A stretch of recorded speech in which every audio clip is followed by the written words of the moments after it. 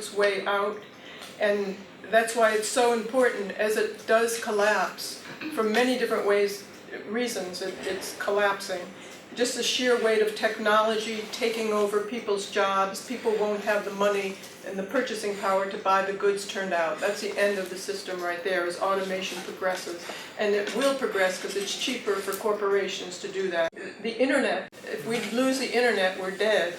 So there's a lot that can go on over the internet. First of all, corporations, if I have a corporation, I manufacture, say, laptops. Mm-hmm. I have a process of turning them out faster than you.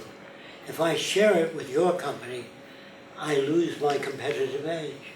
So I take out patents. That prevents other nations from copying it. But you're depriving people of wonderful things when you take out patents. But when all the people of the world own all the resources of the world collectively, all the artificial boundaries that separate people are taken away. You don't need it anymore. So somebody said to me, what if everybody wants to live in Florida? Everybody doesn't want to live in Florida. People like changing seasons. There are different values. During the last Depression, I had a friend that owned an aircraft factory. And the government agents appeared and they said, we're taking over your factory. His name was Berliner Joyce, the factory. And he said, why are you taking it over? And the government said, you hadn't paid taxes for 3 years on your physical equipment, so we're taking over your factory. And he said, take the fucking factory. I haven't had orders for airplanes for 3 years. There's a depression on. So the government took the factory.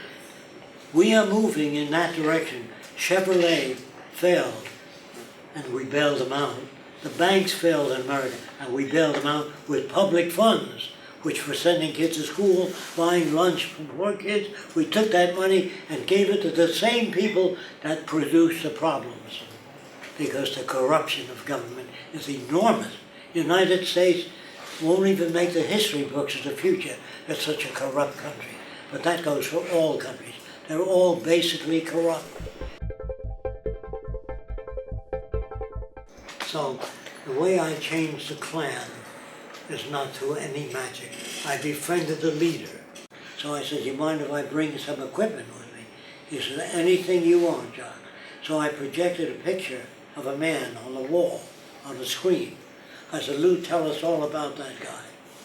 He said, he looks like a patriotic American, a war veteran. He's projecting his own values. He looks like a family man and a Christian. And when he got through projecting all the values, I said, is there anything else you can tell us about? He says, no, that pretty much sums it up.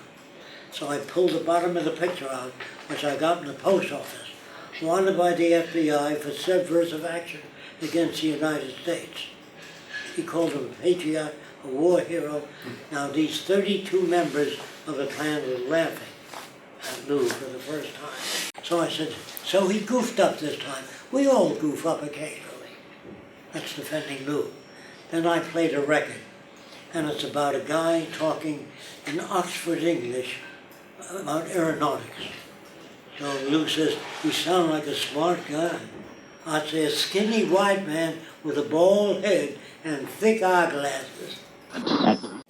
And then after that, the image comes on. It's a black guy raised in England, speaking with an Oxford accent. Aeronautical engineer. So he says, goddamn nigger talking like a white man. I said, Lou, if I took your kid and raised him in Scotland, he's going to say, I'm a Scotsman. You mustn't blame people for what they do. Culture shapes them. There are people that are raised in different ways. You mustn't judge them. We want to do a major motion picture because we feel that that's the quickest way to show people what it could be like in a resource-based economy. And then it'll help answer questions for people as to how we get from here to there and all the questions that general people have. And it'll give the general public a direction to move toward. And then after that, we want to do a first city, a research center. So those are the aims that we have. And if anybody can help in any way that they can, if they write about it, if they do music about it, to help other people understand it. We have no Mickey Mouse Club. We don't teach kids to join a Mickey Mouse. That's dangerous, brain damaging. We don't read Cinderella and all the Jack and the Beanstalk and another little kid that walks over and sees a cow. Moo Moo said the cow, Ba Ba said the sheep. You fill kids' heads with garbage and junk for years and you expect them to be saner later? That's the most important time. Kids can learn anything. Geology, physics, chemistry, structural engineering, did you know that? They don't need Jack and the Beanstalk. We project our own values of what we think kids want. Thank you very much. Thank you.